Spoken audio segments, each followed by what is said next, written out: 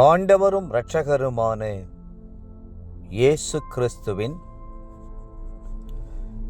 ஈடு இணையற்ற நாமத்தில் அன்றன்றுள்ள அப்பம் வாசகர்களுக்கு எங்கள் அன்பின் வாழ்த்துக்கள். 2024 ஆண்டு டிசம்பர் மாதம் 5ஆம் தேதி வியாழக்கிழமைக்குரிய தின தியானம்.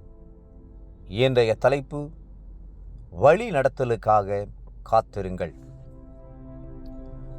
யாத்திராகமம் 13:21 சொல்கிறது, அவர்கள் இரவும் பகலும் வழி நடக்க கூடும்படிக்கு கர்த்தர் பகலில் அவர்களை வழிநடத்த மேகஸ்தம்பத்திலும் இரவில் அவர்களுக்கு வெளிச்சங்காட்ட அக்கினி ஸ்தம்பத்திலும் அவர்களுக்கு முன் சென்றார். கானானை நோக்கி இஸ்ரவேல் ஜனங்கள் புறப்பட்ட போது அவர்களை வழிநடத்த மேகஸ்தம்பம் வந்து ஆசரிப்பு கூடாரத்தில் அமர்ந்தது. மேகஸ்தம்பம் எழும்பி முன் செல்லும் வரையிலும் இஸ்ரவேல் ஜனங்கள் தங்கள் கூடாரங்களில் அமர்ந்து காத்திருப்பார்கள்.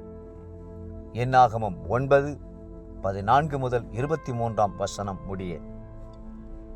எழும்பின உடனே இஸ்ரவேலர்கள் எக்காளம் ஊதி கோத்திரம் கோத்திரமாக புறப்பட்டு செல்வார்கள். எத்தனை அருமையான வழிநடத்துதல்! புதிய ஏற்பாட்டில் கர்த்தருடைய பிள்ளைகளுக்கு கர்த்தர் மேக ஸ்தம்பங்களுக்கு பதிலாக ஆவியானவரை கொடுத்திருக்கிறார்.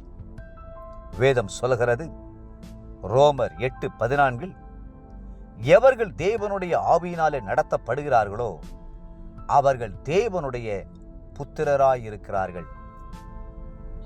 அநேக தேவ சமூகத்தில் காத்திருந்து தேவ சித்தத்தை அறிய முற்படாமல் தாங்களாக முடிவு எடுக்க முனைகிறார்கள். இது ஆபத்தானது. இன்னும் சிலருடைய உள்ளத்தை சாத்தான் ஏவுகிறதுனாலே அவர்கள் மனமும் மாம்சமும் ஏவுகின்றபடியே செய்கிறார்கள். வேதம் எச்சரிக்கிறது, மனுஷனுக்கு செம்மையாய் தோன்றுகிற வழி உண்டு, அதன் முடிவோ மரண வழிகள்.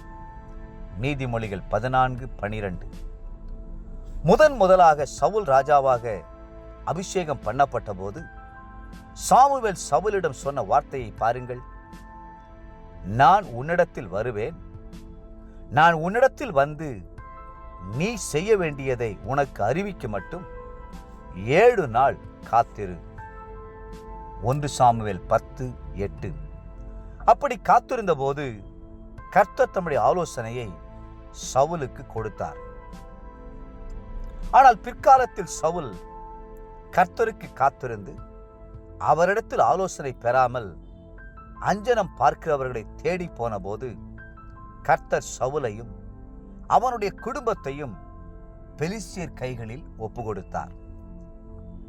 ஒரு தேவனுடைய ஊழியக்காரர் சுவிசேஷ கூட்டங்களை நடத்தும் போது கடைசி நாளின் விருந்துக்காக 2 கொழுத்த கன்றுகளை கேட்டு ஜெபித்தார். நாட்கள் நெருங்கிக் கொண்டிருந்தன. கொழுத்த கன்றுகள் வர தாமதமானது.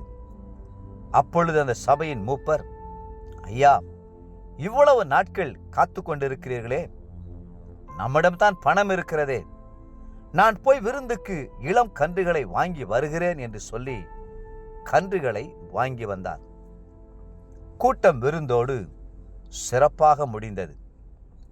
ஆனால் போதகர் உள்ளத்தில் இளைப்பாறுதல் இல்லை. அன்று இரவு அவர் கண்ட தரிசனத்தில் ஒரு பெரிய மலைப்பாம்பானது 2 கொழுத்த கன்றுகளை விழுங்கிவிட்டு படுத்திருப்பதை கண்டார். அதன் அர்த்தம் என்ன?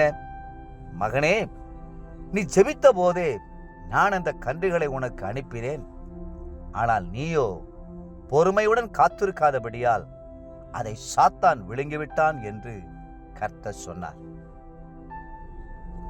தேவப்பிள்ளைகளே, கர்த்தர் உங்களுக்கான வழியை திறக்க மட்டும் காத்திருங்கள். நிச்சயமாகவே கர்த்தர் உங்களுக்கு வழிகாட்டுவார். இன்றைய நினைவிற்கு 27ஆம் சங்கீதம் 14ஆம் வசனம். கர்த்தருக்கு காத்திரு, அவர் உன் இருதயத்தை ஸ்திரப்படுத்துவார், திட மனதாயிருந்து கர்த்தருக்கே காத்திரு. இன்றைய வேத வாசிப்பு காலை தானியேல் 1 மற்றும் 2 அதிகாரங்கள், மாலை 1 யோவான் 4 அதிகாரம். அன்புக்குரிய அன்றன்றுள்ளப்பம் வாசகர்களே, மீண்டும் உங்களை வாழ்த்துகிறோம். கர்த்தருடைய சித்தத்திற்காக, கர்த்தருடைய நேரத்திற்காக பொறுமையுடன் காத்திருங்கள். கர்த்ததாமே உங்களை ஆசீர்வதித்து மென்மேலும் உயர்த்துவாராக. ஆமென்.